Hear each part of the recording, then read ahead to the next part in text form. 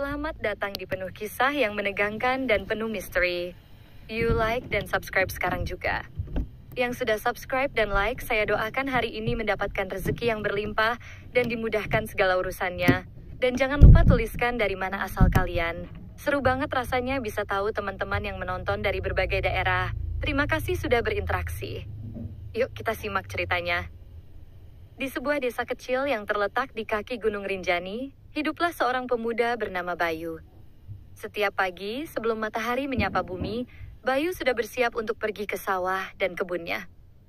Desa itu dikelilingi oleh alam yang masih asri, dengan udara yang sejuk dan pemandangan yang memanjakan mata. Namun, hidup di kaki gunung tidaklah mudah. Bayu harus melewati tanjakan terjal yang curam, jalan setapak yang licin saat hujan turun, dan terkadang harus menyeberangi aliran sungai kecil yang deras. Hari itu, langit mulai mendung ketika Bayu menuntun sepeda motornya melewati jalan tanah berdebu menuju kebunnya. Ia tahu, jika terlambat mengambil hasil panen, hujan bisa datang lebih deras dan membuat tanah menjadi becek. Ketika ia sampai di tanjakan yang paling tinggi di jalur itu, angin dingin mulai menyapa, dan tetesan hujan pun mulai jatuh perlahan. Bayu memutuskan untuk berhenti di sebuah gubuk kecil di pinggir jalan yang biasanya digunakan para petani untuk berteduh. Ia duduk di dalam gubuk itu, mendengar suara gemericik hujan yang menenangkan, dan mengamati pepohonan yang mulai basah oleh air hujan. Tiba-tiba, terdengar suara lembut dari balik semak-semak, suara seorang wanita yang tampak ketakutan dan memohon tolong. Bayu terkejut. Ia segera berdiri dan menatap ke arah suara itu. Dengan hati-hati, ia berjalan menelusuri semak-semak basah yang licin. Di sana, di bawah rerimbunan pohon yang lebat, ia melihat sosok seorang wanita asing dengan kulit putih pucat, rambut pirang panjang yang basah, dan wajah yang memancarkan kelelahan serta ketakutan. Kakinya terjepit sebuah ranting besar dan penuh luka. Bayu segera menghampirinya. Dengan suara lembut ia bertanya, "Apa kamu baik-baik saja? Aku akan bantu kamu." Wanita itu mengangguk dengan lemah, dan Bayu dengan sigap melepaskan ranting yang menjepit kaki wanita itu. Ia melihat kaki wanita itu penuh dengan goresan dan luka-luka kecil akibat terjatuh dan terpeleset di jalanan licin. Dengan hati-hati, Bayu menggendong wanita itu dan mulai berjalan menuruni bukit menuju desa. Perjalanan pulang tidaklah mudah. Bayu harus menuruni tanjakan dengan ekstra hati-hati agar tidak jatuh bersama wanita yang kini ada dalam pelukannya. Hujan makin deras, tapi Bayu tetap fokus menjaga keselamatan wanita itu. Sesekali wanita itu meringis kesakitan, tapi tak mengeluh. Sesampainya di rumah sederhana Bayu yang berdinding bambu dan beratapkan rumbia, ia segera menyiapkan peralatan untuk membersihkan luka wanita tersebut. Dengan air hangat dari pancuran bambu, Bayu menyeka kotoran di kaki wanita itu, lalu mengoleskan ramuan herbal yang ia buat sendiri dari tanaman sekitar desa. Bayu sudah terbiasa membuat obat tradisional karena keluarganya turun-temurun petani dan tabib desa. Wanita itu menatap Bayu dengan mata penuh rasa terima kasih. "Terima kasih sekali," katanya pelan dengan logat asing. Bayu hanya tersenyum, tak pandai berbahasa Inggris, tapi ia mengangguk dan mengatakan, "Sama-sama, kamu harus istirahat." Di hari-hari berikutnya, Bayu terus merawat wanita itu dengan penuh perhatian. Ia membawakan makanan sederhana yang ia buat sendiri. Nasi hangat dengan sayur dan lauk hasil kebunnya. Wanita itu tampak perlahan membaik, meski luka di kakinya masih harus disembuhkan. Wanita itu memperkenalkan dirinya sebagai Anna, seorang pendaki gunung dari Eropa yang hobi menantang alam. Ia bercerita bahwa niatnya adalah untuk mendaki puncak Rinjani, tapi di tengah perjalanan ia terpeleset dan jatuh sehingga kakinya terluka parah. Anna pun mengakui betapa beruntungnya ia karena bertemu Bayu yang membantunya, karena jika terlambat mungkin ia tidak akan bisa selamat. Bayu hanya mendengarkan dengan seksama, meski bahasa mereka terbatas. Ia merasa bangga dan senang bisa menolong seseorang dari kejauhan yang asing bagi dunianya. Sementara itu, di desa tetangga, teman-teman Anna yang juga pendaki gunung mulai merasa cemas. Mereka sudah mencari-cari Anna sejak 2 hari lalu di jalur pendakian Rinjani, tapi belum juga menemukannya. Mereka takut sesuatu buruk telah terjadi. Di sisi lain, Bayu merasa hatinya mulai berbeda saat menghabiskan waktu bersama Anna. Ada rasa nyaman dan hangat yang perlahan tumbuh di dalam dadanya. Ia tak pernah membayangkan seorang wanita asing yang datang ke desanya bisa mengisi ruang hatinya dengan cara yang begitu kuat. Hari itu, hujan mulai reda dan kabut di kaki gunung mulai menipis. Bayu mengantar Anna ke beranda rumahnya, tempat angin sepoi-sepoi berhembus dan pemandangan gunung terlihat jelas dari kejauhan. Mereka duduk bersama, menikmati keheningan yang penuh arti. Namun, Bayu tak tahu, pertemuan ini akan mengubah hidupnya selamanya. Hari-hari berlalu dengan tenang di desa kaki Gunung Rinjani.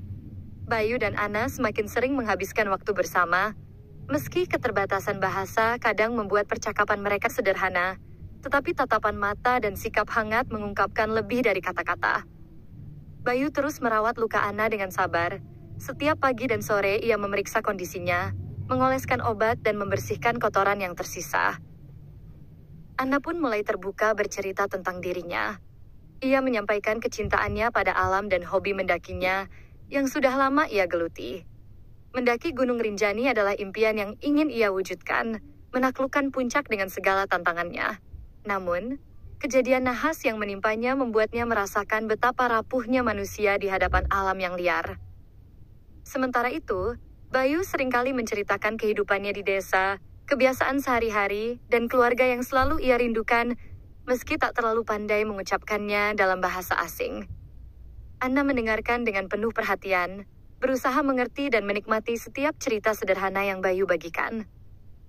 Mereka juga sering duduk bersama di teras rumah, menyaksikan matahari terbenam yang menorehkan warna oranye ke langit. Saat itu, Bayu merasa damai, dan entah kenapa hatinya mulai berdegup lebih kencang setiap kali Anna tersenyum atau menatapnya. Suasana yang sebelumnya terasa asing, kini berubah menjadi sesuatu yang hangat dan akrab. Namun di balik kenyamanan itu, ada kecemasan yang mengintai. Teman-teman Anna, yang sudah melakukan pencarian intensif di jalur pendakian, akhirnya menemukan jejak terakhir Anna sebelum ia hilang. Mereka pun mulai menelusuri desa-desa di sekitar kaki gunung, berharap ada yang melihat sosok wanita asing yang mereka cari. Suatu sore, saat Bayu sedang menyiram tanaman di depan rumah, datanglah 3 orang asing yang membawa ransel besar dan wajah penuh kecemasan. Mereka bertanya dengan nada cemas dalam bahasa Inggris terbata-bata. "Have you seen a woman? Blonde hair, injured leg? Anna?" Bayu mengangguk pelan dan mengajak mereka masuk ke rumah. Anna yang saat itu sedang duduk di dalam mendengar suara asing dan langkah kaki di depan rumah, langsung berdiri dan menatap ke pintu. Wajahnya berubah antara terkejut dan lega saat melihat teman-temannya datang. "Saya di sini," katanya dalam bahasa Inggris sederhana, dengan suara bergetar karena lega dan haru. Teman-temannya langsung menghampiri Anna, saling berpelukan dan menangis bersama. Bayu berdiri di samping, merasa senang melihat Anna bertemu kembali dengan orang-orang yang sangat ia sayangi.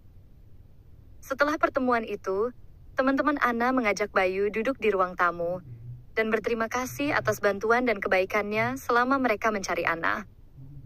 Bayu dengan rendah hati mengangguk, dan kemudian menawarkan makanan sederhana yang ia siapkan tadi sore, nasi hangat dengan sambal dan sayur segar dari kebun. Teman-teman Anna tersenyum dan menerima dengan hangat, meski makanan itu terasa asing bagi lidah mereka. Percakapan pun berlangsung dengan bantuan gestur dan bahasa tubuh. Sesekali mereka menunjukkan foto Anna yang diambil saat pendakian dan bercerita tentang perjalanan mereka. Namun, momen bahagia itu juga membawa pertanyaan tersirat. Teman-teman Anna mulai bertanya apakah Anna akan segera pulang ke negaranya atau memilih untuk tinggal lebih lama di desa. Anna yang melihat Bayu di samping tampak ragu. Ia menatap Bayu dan tersenyum malu. "Aku ingin tinggal sedikit lebih lama," ucap Anna dengan lembut, penuh arti. Salah satu teman Anna kemudian bergurau, "Apa kamu sedang jatuh cinta, Anna?" kata mereka sambil tertawa ringan. Anna tersipu, menundukkan wajahnya, sementara Bayu hanya tersenyum kikuk, tak tahu harus berkata apa. Namun hati kecilnya berdebar tak menentu. Hari-hari berikutnya, Anna benar-benar memilih untuk tinggal di rumah Bayu. Ia merasa nyaman dan damai di tempat itu, jauh dari hiruk-pikuk kota besar dan tekanan dunia modern. Ia mulai belajar bahasa lokal sedikit demi sedikit, dan Bayu juga berusaha belajar beberapa kata dalam bahasa Inggris agar mereka bisa berkomunikasi lebih baik. Bayu pun semakin dekat dengan Anna. Setiap pagi mereka berjalan ke kebun bersama, dan Anna mulai membantu Bayu memanen hasil tani. Meski tak biasa dengan pekerjaan fisik seperti itu, Anna belajar dengan semangat, berusaha menyesuaikan diri dengan kehidupan desa yang sederhana. Sementara itu, teman-teman Anna tetap mendukung keputusan Anna, meski mereka terkadang merindukan kehadirannya di negara asal. Mereka berjanji akan menunggu Anna kembali dan mendukung apapun pilihannya. Di balik kebersamaan itu, Bayu menyadari bahwa ia mulai jatuh hati pada Anna. Perasaan itu tumbuh perlahan, tanpa ia sadari, mengisi ruang kosong dalam hidupnya yang sebelumnya sunyi. Anna pun merasakan hal yang sama. Ia terkejut dan terharu dengan kebaikan hati Bayu, yang merawatnya tanpa pamrih dan membuatnya merasa diterima. Namun, perjalanan mereka masih panjang dan penuh ketidakpastian. Keputusan Anna untuk tetap tinggal atau kembali ke negaranya menjadi titik tanya yang terus menghantui pikiran mereka berdua. Di bawah langit biru kaki Gunung Rinjani, cerita cinta yang tak terduga mulai tumbuh dengan penuh harapan dan keraguan. Minggu-minggu berlalu sejak Anna memilih tinggal di desa Bayu. Kehidupan mereka berjalan dengan sederhana, namun penuh warna. Setiap pagi, Bayu dan Anna bekerja bersama di kebun dan sawah, saling membantu dan belajar dari satu sama lain. Meskipun bahasa menjadi batasan, mereka menemukan cara untuk berkomunikasi lewat senyuman, sentuhan ringan, dan tatapan mata yang penuh arti. Suatu sore, setelah seharian bekerja, mereka duduk bersama di bawah rindangnya pohon mangga di halaman rumah Bayu. Angin sepoi-sepoi berhembus lembut, membawa aroma tanah basah dan dedaunan yang segar. Anna memandang ke arah gunung, lalu menoleh ke Bayu. "Aku merasa bahagia di sini," kata Anna dengan suara lirih. Suaranya penuh kejujuran. "Aku tak pernah membayangkan akan merasa seperti ini. Nyaman dan tenang, jauh dari hiruk-pikuk kota dan tekanan pekerjaan." Bayu hanya tersenyum, namun hatinya bergetar mendengar kata-kata Anna. Ia tak pandai mengungkapkan perasaannya dengan kata-kata, tapi tatapannya menampakkan kehangatan yang dalam. Anna kemudian menatap tangan Bayu, yang sedang menggenggam erat tangannya. "Bayu, aku ingin mengatakan sesuatu yang sudah lama aku pendam." Bayu menunggu dengan sabar, matanya fokus penuh perhatian. Aku cinta padamu," bisik Anna dengan suara hampir bergetar. Wajahnya merah, namun matanya bersinar penuh harapan. Bayu terdiam sejenak, jantungnya berdegup kencang. Di hatinya, ia sudah menyimpan perasaan yang sama, tapi selama ini ia takut mengungkapkannya karena perbedaan dunia yang mereka miliki.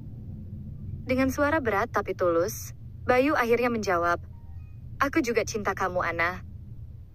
Momen itu seperti cahaya yang menerangi malam gelap. Mereka saling menatap penuh rasa, dan tanpa kata-kata lagi, pelukan hangat menguatkan ikatan yang mulai tumbuh di antara mereka. Namun di balik kebahagiaan itu, Bayu tahu kenyataan tidak selalu seindah angan. Anna adalah seorang pendaki dari negeri jauh, dengan kehidupan dan masa depan yang berbeda. Ia harus kembali ke negaranya suatu saat nanti. Bayu pun merasa dilema. Apakah ia harus melepaskan cinta yang baru tumbuh, atau berharap suatu hari mereka bisa bersama lagi? Hari-hari berikutnya terasa penuh haru dan manis. Anna dan Bayu semakin dekat, belajar memahami setiap gerak dan isyarat satu sama lain.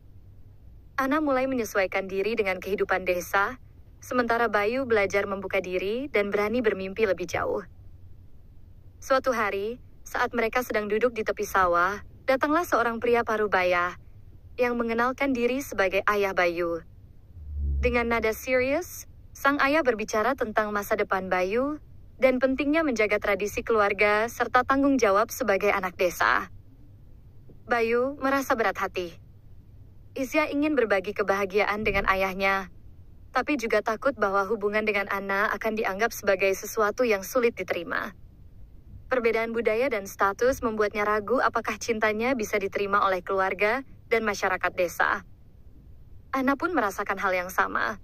Ia bingung dan sedih memikirkan keputusan yang harus diambil. Apakah ia harus tetap tinggal di desa bersama Bayu, meninggalkan semua yang dikenalnya di negaranya, atau pulang ke rumah dengan hati yang hancur? Dalam malam yang sunyi, Anna menulis surat untuk teman-temannya di negaranya, menceritakan perasaannya dan masa depan yang penuh ketidakpastian. Ia berharap suatu saat mereka bisa bertemu kembali dalam keadaan yang lebih baik. Bayu, di sisi lain, mulai mencari cara agar hubungan mereka bisa diterima Ki. Ia berbicara dengan tetua desa dan orang-orang terdekat, mencoba membuka hati mereka agar mengerti arti cinta dan pengorbanan yang ia rasakan. Konflik batin dan perjuangan untuk mempertahankan cinta pun mulai mengisi hari-hari mereka. Namun, di tengah segala keraguan dan kesulitan, satu hal yang pasti, mereka saling mencintai dan siap berjuang bersama. Seiring berjalannya waktu, kisah Bayu dan Anna mulai menjadi pembicaraan hangat di desa kecil itu. Berita tentang kedatangan wanita bule yang tinggal bersama Bayu, seorang pemuda desa biasa, membuat suasana menjadi tegang dan penuh spekulasi. Masyarakat desa yang sederhana, dengan adat dan tradisi yang kuat, belum sepenuhnya menerima kenyataan itu. Suatu sore, ketika Bayu sedang membetulkan pagar kebunnya, beberapa tetua desa menghampirinya. Wajah mereka serius, menunjukkan betapa pentingnya pertemuan itu. Salah satu dari mereka, Pak Darman, seorang pria tua yang dihormati, membuka pembicaraan dengan suara berat. Bayu, kami tahu kamu orang baik dan sudah banyak membantu desa. Namun, kami juga harus menjaga warisan leluhur dan adat yang sudah lama dijaga oleh nenek moyang kita, katanya perlahan. Kehadiran Anna di sini, meskipun membawa kebaikan, juga menimbulkan keraguan dan ketidaknyamanan di hati beberapa warga. Mereka takut adat kita akan terganggu. Bayu menghela napas panjang. Saya mengerti Pak Darman, tapi Anna bukan ancaman. Dia hanya butuh tempat beristirahat dan saya mencintainya. Bukankah cinta bisa melampaui perbedaan? Pak Darman memandang Bayu dengan mata yang dalam. Bayu, kami tidak bisa menolak cinta. Tapi kamu juga harus ingat bahwa adat ini bukan hanya untuk kita, tapi untuk generasi yang akan datang. Apa yang kamu pilih akan berdampak pada keluargamu dan desa. Selain tekanan dari tetua, ada juga bisik-bisik di pasar dan warung kopi desa yang tak bisa dihindari Anna. Beberapa ibu-ibu menggelengkan kepala melihat wanita asing itu yang berbeda gaya dan kebiasaannya. Ada yang mengatakan, mana mungkin dia bisa bertahan dengan kehidupan desa yang sederhana? Atau, apakah dia benar-benar cinta Bayu atau hanya pelarian? Anna merasakan dinginnya tatapan dan bisikan itu. Ia yang awalnya merasa diterima, mulai merasa terasing di tempat yang dulu terasa hangat. Suatu sore, setelah membantu Bayu membersihkan luka kakinya, ia duduk di beranda, sambil menatap langit yang mulai gelap. Bayu duduk di sampingnya, memegang tangan Anna dengan lembut. Kamu baik-baik saja? Anna menarik napas dalam-dalam. Aku merasa berat, Bayu. Aku takut menjadi beban bagi kamu dan keluargamu. Aku tidak ingin membawa masalah. Bayu menatap Anna dengan mata penuh keyakinan. Kamu bukan beban. Aku ingin kita berjuang bersama. Aku percaya jika cinta kita kuat, kita bisa melewati ini semua. Namun, tidak semua keluarga Bayu sependapat. Pada suatu hari, ayah Bayu, Pak Wira, datang ke rumah dengan wajah serius. Ia duduk bersama Bayu dan Anna di ruang tamu yang sederhana. Bayu, aku tahu kamu bahagia bersama Anna. Tapi kamu juga harus ingat tanggung jawabmu sebagai anak, kata Pak Wira. Keluarga kita sudah lama menjaga tradisi dan kehormatan. Aku khawatir, hubungan ini akan menimbulkan masalah besar. Bukan hanya untuk kamu, tapi juga untuk desa. Bayu mengangguk pelan. Ayah, aku tidak ingin mengecewakan keluarga. Tapi aku juga tidak bisa mengabaikan perasaanku. Pak Wira menghela napas. Ini bukan soal perasaan, Bayu. Ini soal masa depan. Apakah kamu siap menghadapi segala risiko? Anna ikut bicara dengan suara lembut. Pak Wira, saya mencintai Bayu, dan saya ingin berusaha menyesuaikan diri dengan adat dan kehidupan di sini. Saya tidak ingin menjadi penghalang. Pak Wira terdiam sejenak, lalu mengangguk pelan. Kamu anak yang baik, Anna. Tapi kamu juga harus tahu, jalan ini tidak akan mudah. Pertemuan itu meninggalkan kesan mendalam bagi Bayu dan Anna. Mereka sadar, cinta mereka akan diuji oleh banyak hal tradisi, keluarga, dan pandangan masyarakat. Di tengah semua tekanan, Anna harus kembali ke negaranya dalam waktu dekat karena urusan keluarga dan pekerjaan yang mendesak. Bayu pun tahu, perpisahan itu akan menjadi saat yang paling berat. Pada malam terakhir sebelum keberangkatan Anna, mereka duduk bersama di teras rumah, ditemani suara jangkrik dan angin malam yang dingin. "Aku takut, Bayu," kata Anna dengan suara bergetar. "Aku tidak tahu apa yang akan terjadi nanti. Apakah kita akan tetap bersama?" Bayu memandang Anna dalam-dalam, menggenggam tangannya erat. "Kita harus percaya, Anna. Cinta kita lebih kuat dari jarak dan waktu." Mereka berdua terdiam, menatap langit bertabur bintang. Janji dan harapan tergantung di udara malam itu, penuh ketegangan namun juga penuh keyakinan.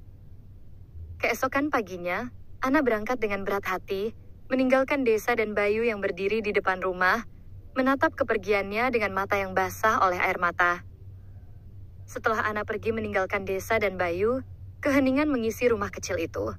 Bayu sering duduk di beranda, menatap Gunung Rinjani yang megah berdiri kokoh di kejauhan, seakan menunggu kabar dari Anna. Hatinya penuh rindu, tapi ia juga bertekad menjaga janji yang mereka buat bersama. Hari-hari berjalan dengan perlahan. Bayu kembali menjalani rutinitasnya di sawah dan kebun, tapi setiap langkahnya terasa berat tanpa kehadiran Anna di sisinya. Ia menanam bibit dengan harapan suatu saat Anna akan kembali untuk melihat hasilnya tumbuh dan berkembang. Di negeri jauh sana, Anna pun tak pernah melupakan Bayu. Setiap malam ia mengirim pesan dan foto melalui ponsel, menceritakan kesehariannya dan mendengar kabar tentang kehidupan Bayu di desa. Meski terpisah ribuan kilometer, hati mereka tetap terhubung oleh cinta dan doa. Waktu pun berlalu hingga setahun lamanya. Suatu hari, Bayu menerima sebuah surat yang sudah lama dinantikan. Surat itu dari Anna, yang berisi ungkapan rindu dan janji bahwa ia akan kembali ke desa mereka, membawa serta harapan baru untuk masa depan bersama. Bayu tak bisa menyembunyikan kegembiraannya. Ia segera mempersiapkan segala sesuatu untuk menyambut Anna. Rumah kecil mereka diperbaiki, kebun dirapikan, dan lauk pauk favorit Anna mulai ia siapkan. Desa pun mulai terbuka dengan kisah cinta mereka yang menginspirasi, perlahan menerima bahwa cinta tidak mengenal batas budaya dan jarak. Hari yang ditunggu akhirnya tiba. Anna turun dari bas desa dengan senyum lebar, langkah ringan dan mata penuh harapan. Bayu menyambutnya dengan pelukan hangat, seolah tidak pernah mau melepaskan. "Selamat datang kembali di rumahmu, Anna," kata Bayu dengan suara penuh cinta. Anna menangis bahagia. "Aku pulang, Bayu. Aku pulang untuk selamanya." Mereka berjalan bersama menelusuri jalan desa, tangan saling menggenggam erat. Di bawah langit cerah kaki Gunung Rinjani, cinta mereka tumbuh dan berakar kuat, mengatasi segala rintangan dan waktu. Cerita mereka menjadi bukti bahwa cinta sejati mampu menembus segala perbedaan, dan bahwa keberanian untuk mencintai adalah awal dari keajaiban yang tak terduga. An saya